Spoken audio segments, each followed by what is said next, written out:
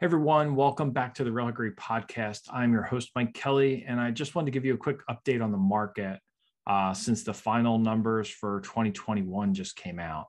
The numbers I discussed are taken from the Canopy MLS, and they're just for the Catawba Valley region. So if you want information on another specific area, let me know, and I can get you that information as well. For the most part, 2021 was both amazing and frustrating. It was amazing because everything was up, namely pricing and even the number of closed sales. But it was frustrating because it just never seemed to be enough homes for all the people that have been looking. It got especially bleak later in the year in December and even early January, where I kind of feel like we hit an all-time low in the number of listings that are actually out there for people. And it's just been really, really hard on buyers. So January's been pretty quiet on the listing front, but hopefully we'll get some new construction listings soon. And hopefully we'll start to see people putting their houses on the market.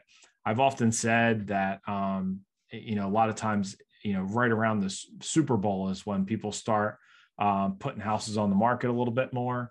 And so hopefully that'll ring true again this year. And, any buyers that are out there that really need to get into something, they'll be able to get into something then.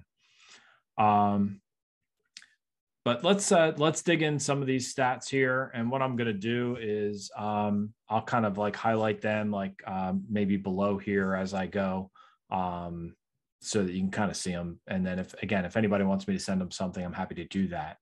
For those that are listening on the podcast, I guess you'll just have to remember it. Or like I said, I can send you the information if you would like it.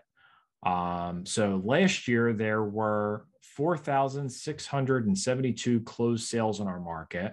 And that means those are houses that actually were listed and actually sold, and people are, now own them. And that was an increase of 16.2%. The average sales price last year was $277,680. And that was an increase of 13.5%.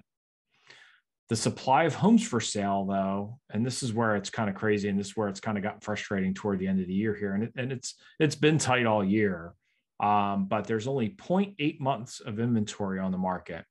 And so what that means is that if all the houses, nothing came on the market for the next month, we would not have anything to sell after 3 weeks, basically, which is kind of scary. And so, it really just shows how dire it is for home buyers, that people that are looking to buy something, there's just not a lot out there for them.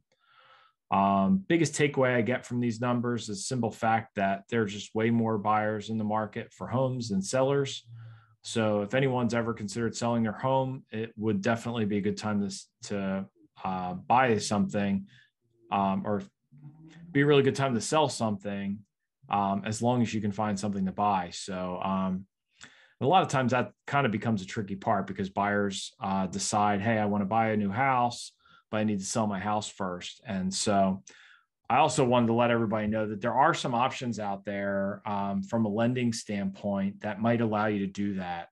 And so if it's something that you're thinking about and you're more worried about finding something than selling something, talk to me or one of my agents, and we can kind of walk you through some programs that are out there. There's some companies out there that will maybe help you buy the house and then lease back your old house from you.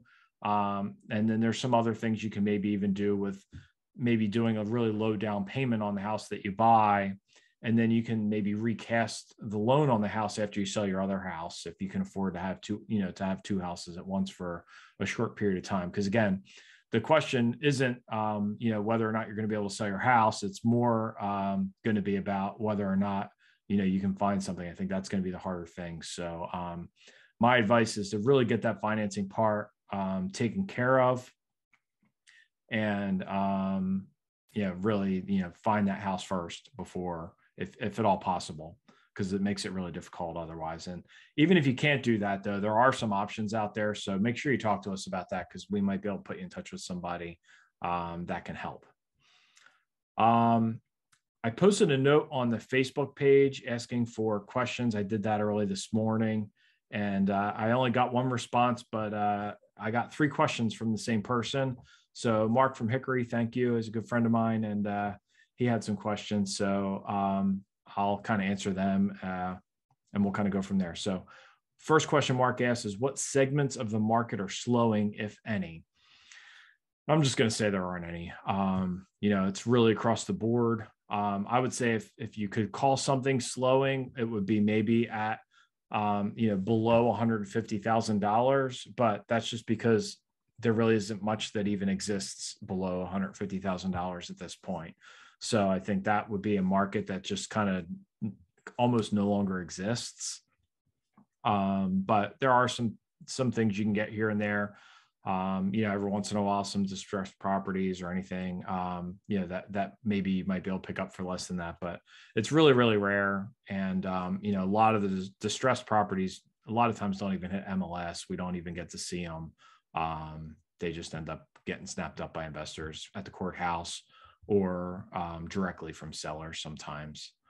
The next question he had was, where do I see interest rates topping out? And I can't really quote rates, but I pay attention to some real estate economists and the thought processes. I think right now, and again, I'm not quoting you a rate that you can get, but what I'm seeing being offered is somewhere in the high 2s, low 3s. I think by the end of the year, we could be in the high 3s, low 4s. And so that might put a little bit of pressure on pricing and maybe slow things down a little bit so that maybe more people can get into the market, which may not necessarily even be a slowdown because you're going to have, more people able to buy, but it may slow down pricing a little bit. So again, I think this makes this first quarter and the first half of this year, if you're a seller, I think, there's not a better timing, that you could have if you're going to sell something. And then the last thing was, is the tightness of inventory keeping up? Or easing up? And just no. I mean, it's still, like I said, I mean, there are some new construction projects that are on the horizon. There's some really big projects that probably we won't see come into fruition, until much later in the year or maybe early next year. So, I still don't see that really affecting, kind of what we're dealing with now, but it's really just all about inventory. And I know it sounds like kind of a broken record over the last couple of years even, but it's just, that part's just not gotten any better. Overall, I think the market will be pretty similar this year to last year, at least for the first half. There seems to be quite a lot of new construction, like I said, in the pipeline. So if you want to sell your house with less competition, I would say putting your house on the market in the first half of this year is going to be better than it would likely be in the second half, because you're going to be competing with some more new construction houses that'll be coming on the market. And some of the new construction companies, the home builders and stuff, are even putting their houses on before they even have them listed. So some of them are even selling now, sight unseen, or not even with a shovel in the dirt.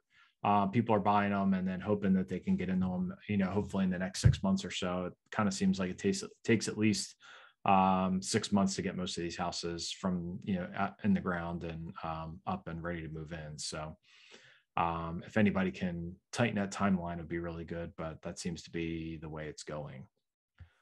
That being said, I think it should be pretty strong overall this year. And by the end of the year, we may see some slowing and some more inventory as interest rates start rising. But I think, quite frankly, I think it's just going to be more of the same. But at least we know where we stand. Well, I did say it would be a quick one, and that's really all I have for you guys now. I'm working on a slate of guests for this year, and I'll try and do 1 or 2 shows a month this year. If there's a person or topic that you'd like to see covered, please feel free to reach out to me or comment in the post. If you like my show and you think you would be a good guest, feel free to reach out to me also, and we can talk and try and get you on the calendar. But thanks again for checking us out, and please subscribe to our podcast if you've not done so. We are on Apple Podcasts. We are on Spotify. We have a YouTube channel, and then we are also have a Facebook channel. So please subscribe and like our stuff so that the algorithm will like us and we can get more people seeing our show. So thanks again for watching, and I appreciate everybody that tunes in and shares it. And that's all I got. Thanks a lot. Peace out.